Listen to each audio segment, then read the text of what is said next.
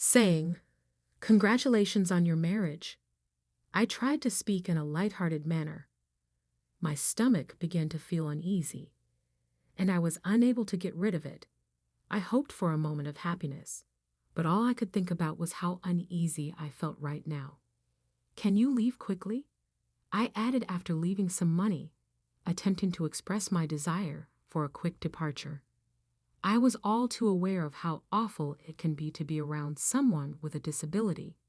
After being married, my life took an unexpected turn, and I had been a working adult for a few years. I was in a horrible vehicle accident shortly after getting married, and it completely ruined my life.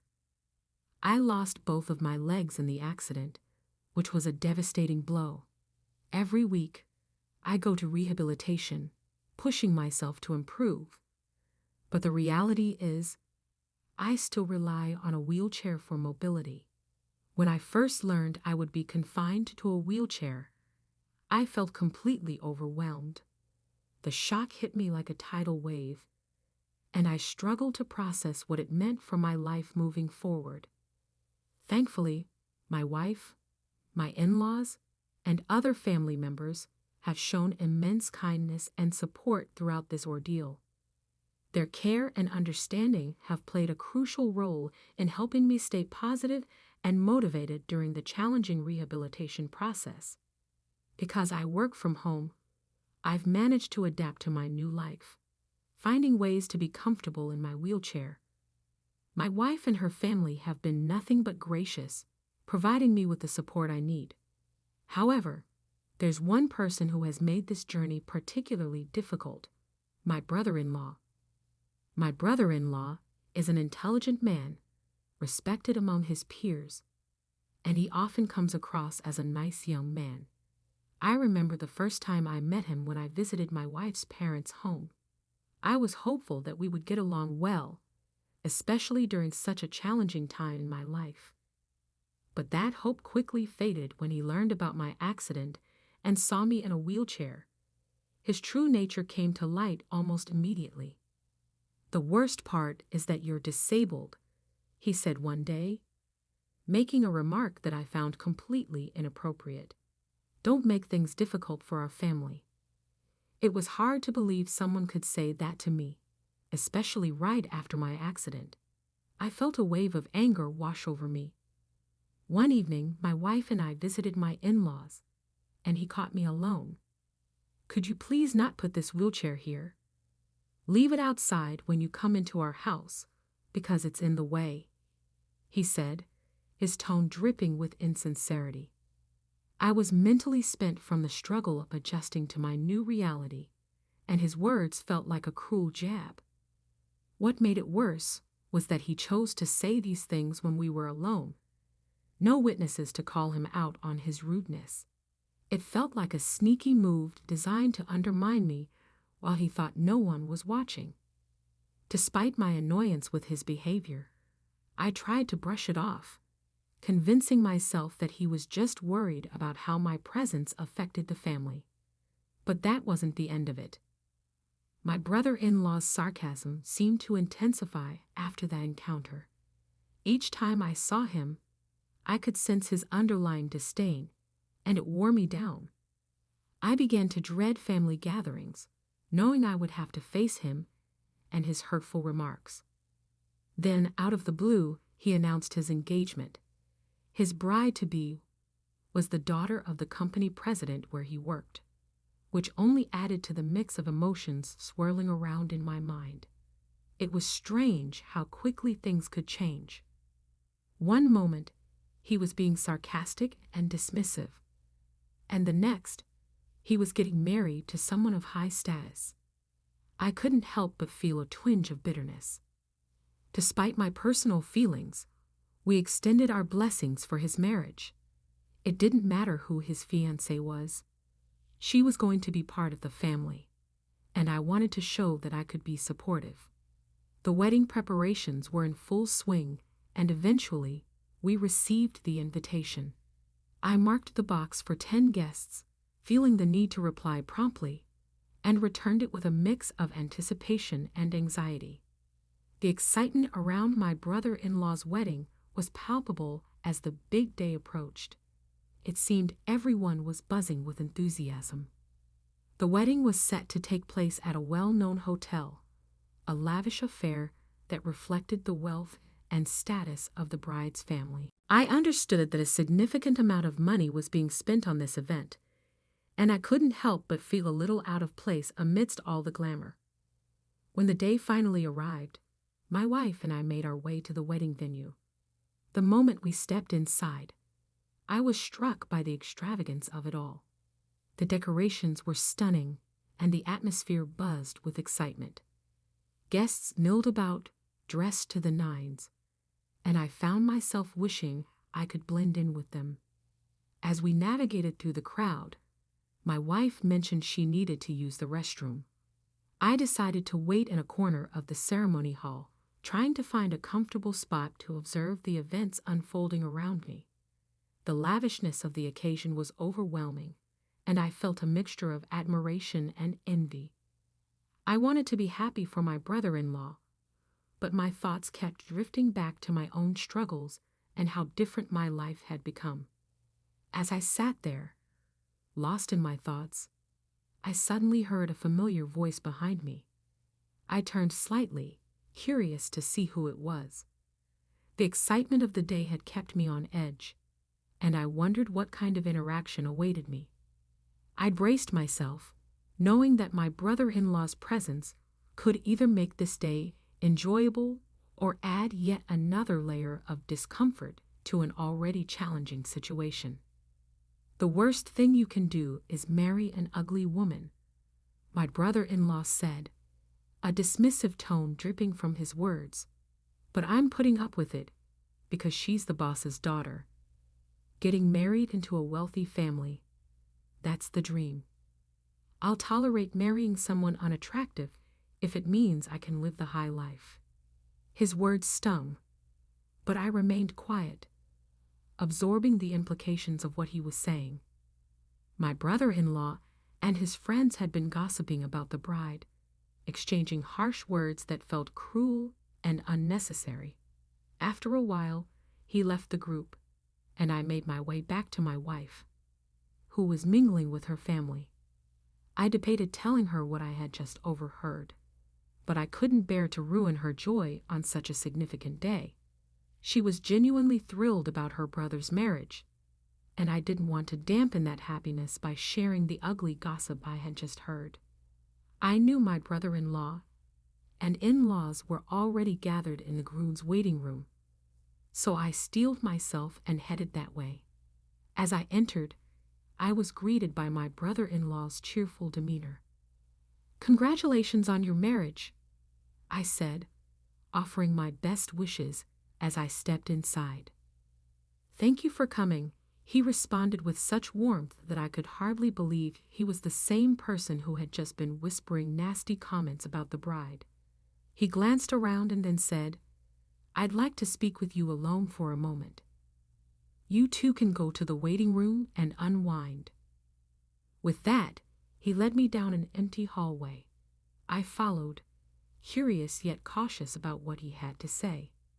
Once we were away from prying eyes, I noticed his expression shift. "What brings you here?" "Having a handicapped person in my family is a disgrace," he said coldly, his voice mirroring the contempt he had shown earlier when discussing the bride. "Just go home after you pay for the celebration.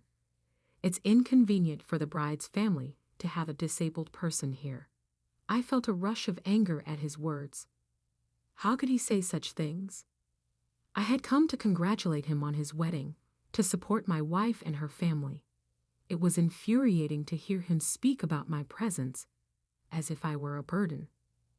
Why should I be told this when I came to congratulate my brother-in-law? I shot back, trying to keep my voice steady. The truth was, deep down, I also worried that my wheelchair would be an annoyance to others. My brother-in-law had hit a nerve, and for a moment, I felt defeated. As he continued to belittle me, I knew I had no choice but to leave. "I'll make an appropriate excuse to my sisters," I muttered, not wanting to give him the satisfaction of knowing how much his words affected me. He laughed at my predicament, a sound that felt cruel and mocking. As I turned away, my heart heavy, the ride home felt long and empty. Each passing moment was filled with the weight of his disdain. My phone rang just as I was pulling into the driveway. It was my wife calling. "Where are you?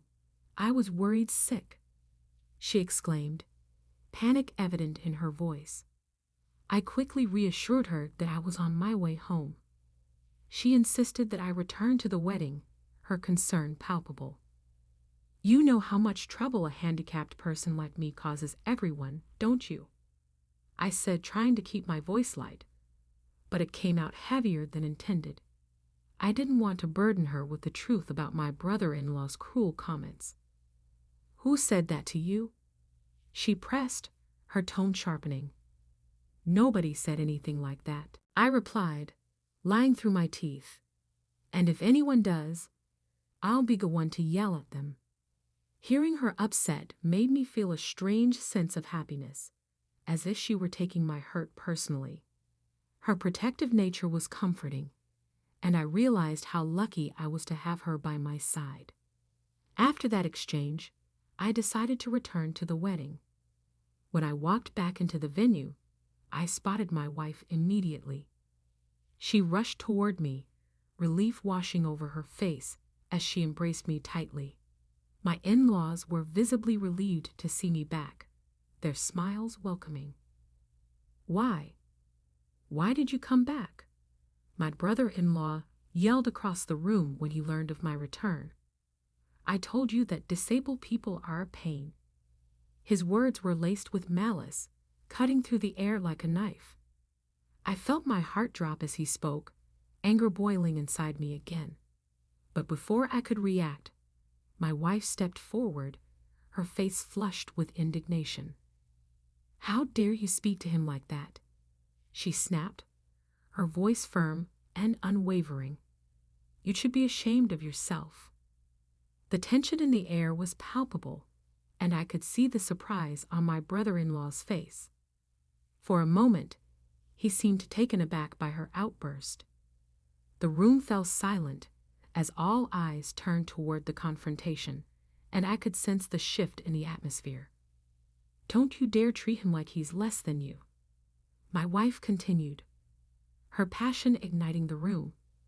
"He's family, and your words are unacceptable." My heart swelled with gratitude for her defense, a wave of warmth washing over me. It was a reminder of the love we shared, a love that didn't waver in the face of adversity. I could see my brother-in-law's anger boiling beneath the surface, but he didn't dare respond to my wife's boldness. Instead, he stood there, mouth agape, grappling with her fierce loyalty. As I took in the scene, I felt a mixture of pride and sadness. Pride for my wife's unwavering support, and sadness for the family divide that was growing wider because of my brother-in-law's disdain. I knew that navigating our relationships would be challenging moving forward, especially with someone so toxic in our lives. The rest of the wedding proceeded with a sense of unease. I felt the weight of my brother-in-law's anger lingering in the air, but my wife and I found moments of joy together. We shared smiles, laughter, and conversations with family, creating a bubble of happiness despite the tension. I tried to focus on the love surrounding us, reminding myself that I had a solid support system. As the ceremony unfolded, I couldn't help but reflect on the complexities of family dynamics. My brother-in-law's attitude made it clear that acceptance wouldn't come easily, yet I also felt empowered by my wife's fierce defense of me. It showed that love could prevail even in the most challenging situations, and I was determined to stand strong amidst the negativity. The night continued, filled with dancing and celebration. I allowed myself to be swept away in the joy of the moment, cherishing the time spent with my wife and family. Though shadows loomed over my brother-in-law's words, I was resolved to embrace the light that love brought into my life. "Stop calling him names," my wife shouted, her voice rising above the noise of the celebration. My brother-in-law simply shrugged her off, an arrogant smirk on his face that made my blood boil. I felt a surge of anger and frustration welling up inside me. "People with disabilities are not welcome here.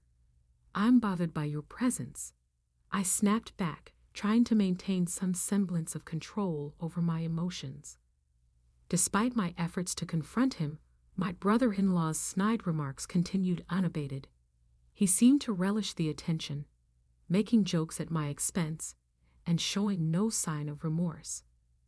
The tension in the air was thick, and it wasn't long before a visitor overheard the heated exchange between my wife and brother-in-law. The guests turned their heads, surprised by the commotion breaking out in the ceremony hall.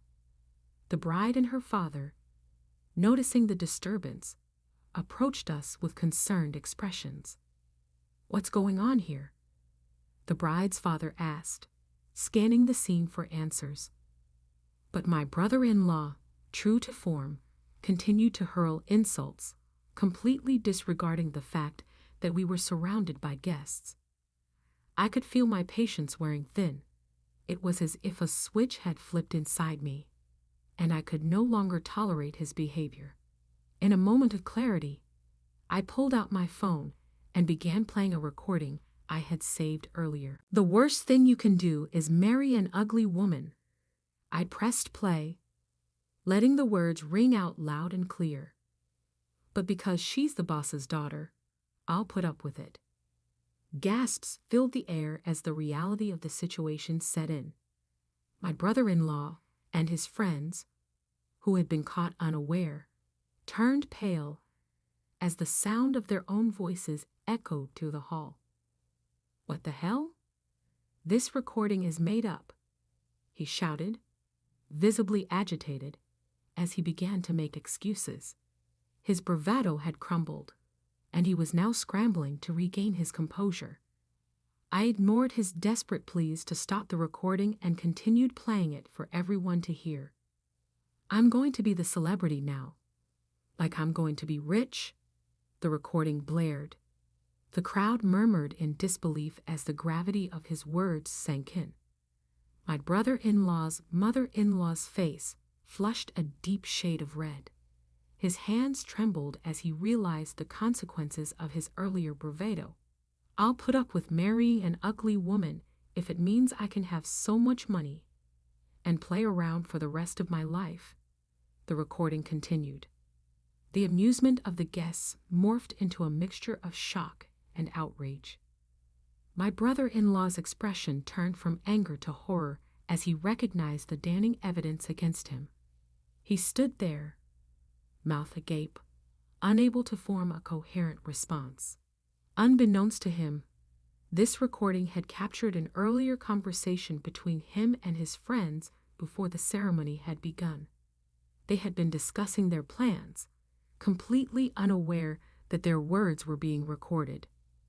The mood in the hall shifted dramatically as the guests began to murmur among themselves. Their disbelief turned to disapproval. Just as my brother-in-law lunged toward me, a hand grabbed his arm, holding him back. It was the bride's father, stepping in with authority. His expression serious, he said, his voice cutting through the tension. "Mr. President, I apologize for this situation." He addressed me before turning back to my brother-in-law. "But you need to understand the gravity of your words." My brother-in-law, realizing he had overstepped, began making excuses. "This disabled person is a fraud who is attempting to set me up," he claimed, trying to shift the blame onto me. "It's all his fault." His attempt to deflect responsibility only served to deepen the anger in the room. After listening to my brother-in-law's desperate claims, the bride's father spoke quietly but firmly. "You should know that my late wife was born with a disability," he said, his tone calm yet powerful. "She spent her entire life in a wheelchair. and I dedicated my life to creating a business where people with physical disabilities could work comfortably. I don't need someone with your mindset in my company." The weight of his words hung heavily in the air, causing my brother-in-law to panic. "It's not my fault. It's entirely his fault," he protested, his voice rising as he realized the tide was turning against him. He attempted to make amends with the bride's father, but his excuses fell flat. The bride, who had been standing quietly beside her father, looked shocked as she processed the realization that her groom had spoken about her in such a disparaging manner. With a calm demeanor, she turned to my brother-in-law. "I can't believe you would speak like that, especially about me," she said, her voice steady. "I will cancel the wedding and end our engagement." The finality in her tone left no room for negotiation. My brother-in-law's face twisted in panic. "Wait, let's talk about this," he pleaded, desperation creeping into his voice. But the bride's father firmly stepped in front of him, blocking his path. The atmosphere was electric, charged with a mix of outrage and disbelief. As the bride's resolve solidified with poise, she addressed the guests. "I apologize to all of you for what has transpired today," she said, her voice steady. "This is not how I envisioned my wedding day.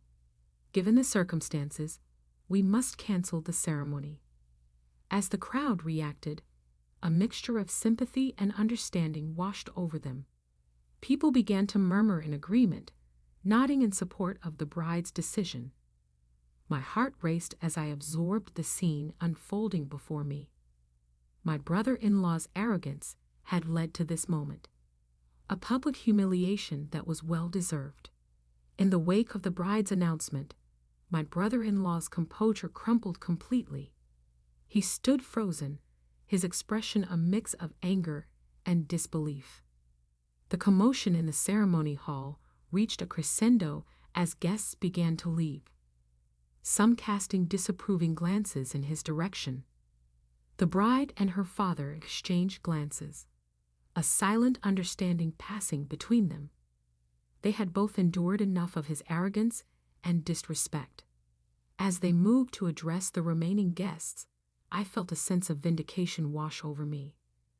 The truth had come to light, and justice was being served, albeit in a way I had never anticipated. I turned to my wife, who stood beside me, her expression a mix of concern and pride. "I'm so sorry you had to witness that," she said softly, her voice full of empathy. I took her hand in mine, squeezing it gently. "You don't have to apologize for anything. You stood up for what was right," I replied, feeling a swell of gratitude for her unwavering support. The chaos began to settle as the last guests filed out of the hall, leaving behind a tense silence. My brother-in-law remained seething with rage, but utterly alone. The bride and her father walked away together, side by side, united in their decision to leave him behind. As I reflected on the day's events, I realized that sometimes standing up against disrespect and cruelty comes with a price, but the price was worth it. In that moment, I understood that love and support could transcend even the harshest of judgments. I felt a sense of relief and hope for the future, knowing that I would never have to face my brother-in-law's vitriol again without the backing of my wife. Together, we would navigate whatever challenges lay ahead, fortified by our love and respect for one another. My brother-in-law collapsed to the ground and didn't get back up. The shock of the day's events had taken its toll on him, and it was clear to everyone that he was overwhelmed by the consequences of his actions. Many guests gave him and his friends cold stares as they left the venue, their expressions a mix of disgust and disbelief. His hurtful remarks had offended some of them deeply, and they didn't hesitate to show it. The bride, standing tall amidst the chaos, made her stance clear. "I demand compensation for ending the engagement," she declared, her voice unwavering. It was a bold move, but one that was well within her rights. With the engagement and wedding officially annulled, the bride's family informed everyone about the wedding costs and everything my brother-in-law had said leading up to this moment. The impact of the day didn't just end with the collapse of my brother-in-law's ego. He had crossed a powerful figure in the community. The bride's father was well known and respected, making my brother-in-law's actions all the more consequential. In the aftermath, he was fired from the bride's father's company, a decision that rippled through the local business community. Word spread quickly, and soon enough, no other company was willing to hire him. They feared repercussions from the bride's father, who had made it clear he would not tolerate such behavior from anyone associated with his family. In his desperation, my brother-in-law sought jobs through his former friends, but one by one, they cut ties with him. The isolation weighed heavily on him, and after failing to secure work, he decided to leave town entirely. He took on various jobs far away, working day and night to pay off the wedding expenses and compensation for the engagement. Ironically, fate had a harsh twist in store for him as he tried to avoid the consequences of his actions. He suffered an automobile accident that left him disabled in a way that was similar to the condition he had made fun of. For me, the course of my voyage was different. I was finally able to walk on my own 2 feet because of my wife's constant support and my commitment to a tough rehabilitation program. Every stride seemed like a triumph, demonstrating our combined strength. My favorite thing to do on the weekends was go shopping with my wife. It was my way of making up for the weight I had inadvertently put on her during those difficult times. Ultimately, I discovered that love is the source of resilience and that overcoming obstacles may result in amazing personal development and connection. I appreciate you staying until the very end. We are stronger than ever as we continue our adventure.